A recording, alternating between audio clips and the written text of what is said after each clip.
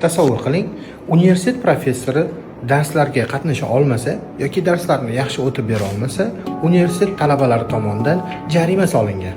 Ha, siz to'g'ri eshitdingiz. Tanishing, 1098-yil tashkil topgan Italiyada joylashgan Bologna universiteti. Universitetning boshqa universitetlardan farqi, bu universitetga professorlarni talabalar yollagan. Agarda professorlar yaxshi dars o'ta olmasa, darslarga qatnashmasa, talabalar tomonidan jarima qilingan. Shuning uchun ham Bologna universiteti tarixda birinchi talabalar universiteti deb ataladi. Nima deb o'ylaysiz? Universitetda shunday tizimda ta'lim berish to'g'rimi? Izohlarda o'z fikringizni qoldiring.